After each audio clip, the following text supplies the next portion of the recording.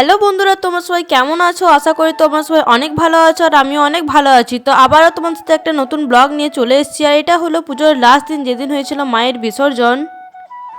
এই দেখো আমরা সবাই রেডি হয়ে গেছি। এটা হলো আমার বৌদি, এটা হলো আমার বোন, এটা হলো আমার বুনি। আর আমাদেরকে সিঁদুর মাখিয়ে দিয়েছে। কেমন লাগছে আমাদেরকে দেখতে অবশ্যই কমেন্ট বক্সে জানাবে। এই দেখো বন্ধুরা, আমাদের মন্দিরে কতটা বেশি ভিড় হয়েছে। পুরে হবে মায়ের বাড়ি বিসর্জন আর রাতে হবে মায়ের প্রতিমা বিসর্জন। আর এটা হলো আমার দাদার মেয়ে। দেখেছে বন্ধুরা কতটা বেশি খুশি।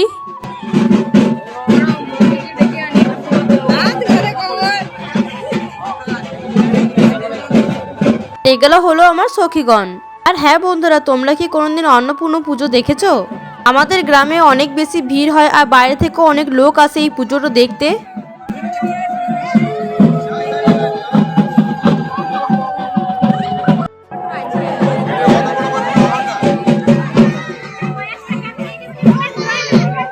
বিসর্জন হওয়ার পর আমরা এখানে ফটোশ্যুট করে নিয়েছিলাম সব বান্ধবী মিলে।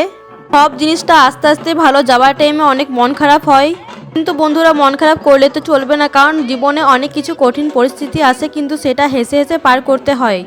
জীবনটা হাসি কান্না দুঃখ সব মিলে মিশে সুন্দর।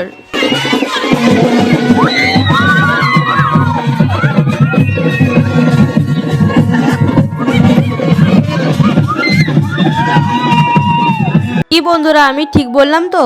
তাই আমরা মন খারাপ না করে মাকে হাসি খুশি বিদায় জানাবো। মায়ের বাড়ি বিসর্জন তো দুপুরে হয়ে গেছে, এবার হবে মায়ের প্রতিমা বিসর্জন। আমাদের মা অন্নপূর্ণা প্রতিমা বিসর্জন করতে অনেক লেট হয়, তখন প্রায় বাজছিল রাত 12টা।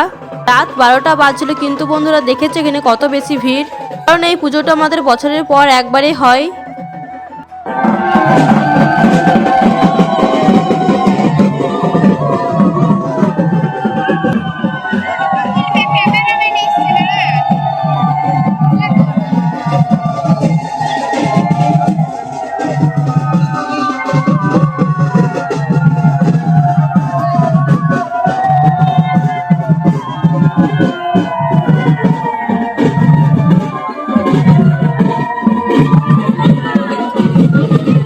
এত রাতেও দেখেছো বন্ধুরা আমাদের চোখে একটু ঘুম নেই, কারণ এই পুজোটা আমাদের কাছে অনেকটা বেশি স্পেশাল।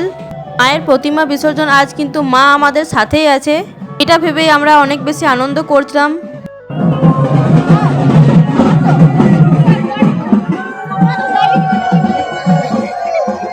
আর হ্যাঁ বন্ধুরা, এই ভিডিওটা আপলোড করতে একটু লেট হয়ে গেছে, তার জন্য অনেক অনেক সরি। আমি, আমার দিদি, আমার বুনি, আমার সখীগণ সবাই মিলে বেরিয়ে পড়েছিলাম রাত 12টার সময় মায়ের বিসর্জন করতে। মা তুমি আবারও এসো, বছর বছর এসো আর আমাদেরকে এইভাবে হাসি খুশি রেখো।